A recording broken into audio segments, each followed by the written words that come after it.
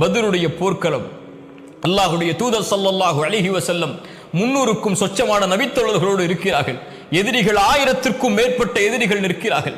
அல்லாஹ்வுடைய தூதர் ஸல்லல்லாஹு அலைஹி வஸல்லம் உடனடியாக அந்த முஷ்ரிக்குகளுடைய கூட்டத்தை பார்த்தவுடன் கிப்லாவை முன்னோக்கி கரம் ஏந்தி அல்லாஹ்வை அழைத்தார்கள். யா அல்லாஹ், நீ கொடுத்த வாக்கை நிறைவேற்றி விடு.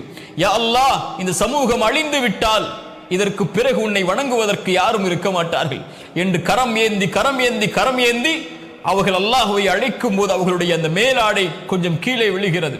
அவர்களுடைய நண்பர் அபூபக்கர் சித்திக் ரலியல்லாஹு அன்ஹு ஓடோடி வந்து அல்லாஹ்வுடைய தூதருடைய அந்த மேலாடை எடுத்து போர்த்தியவர்களாக சொன்னார்கள், அல்லாஹ் உங்களை ஒருபோதும் கைவிட மாட்டான், அல்லாஹ் அவனுடைய வாக்குறுதியை நிறைவேற்றுவான். அல்லாஹ்வுடைய தூதரே, ஹஸ்புக, போதும் அல்லாஹ்வுடைய தூதரே, போதும் அல்லாஹ்வுடைய தூதரே என்றார்கள். யாரை அழைத்தார்கள்? அல்லாஹ்வுடைய தூதர் ஸல்லல்லாஹு அலைஹி வஸல்லம். ஒரு நபி அல்லாஹ்வை அழைக்கிறார்கள். நாமும் நீங்களும் நோய் வந்தால் யாரிடத்திலே செல்லுகிறோம்? சிரமம் வந்தால் யாரிடத்திலே செல்லுகிறோம்? கஷ்டம் என்றால் யாரிடத்திலே முறையிடுகிறோம்? யாராவது இந்த உலகத்தில் எனக்கு தோள் கொடுக்க மாட்டார்களா? யாராவது என்னுடைய குரலுக்கு செவிதாக்க மாட்டார்களா?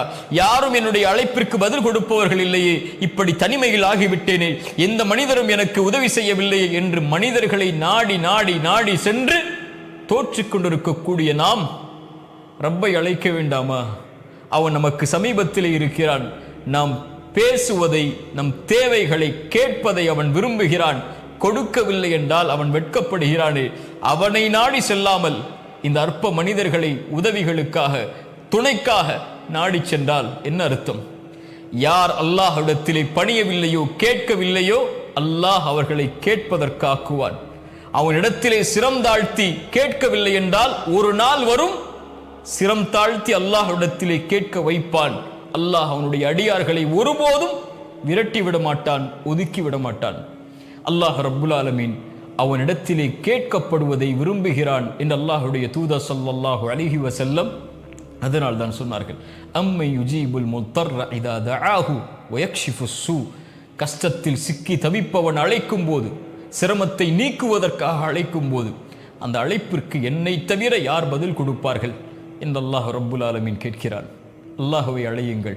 எந்த தேவையாக இருந்தாலும், என்ன கஷ்டமாக இருந்தாலும், என்ன சிரமமாக இருந்தாலும், வாழ்வு எந்த நிலைக்கு சென்றாலும் அல்லாஹ்வை அழையுங்கள். அவனிடத்திலே கேட்கப்பட்ட பிரார்த்தனைகள் ஒருபோதும் வெறுமனையாக திரும்ப வராது. அல்லாஹ் நம்மோடு இருப்பான்.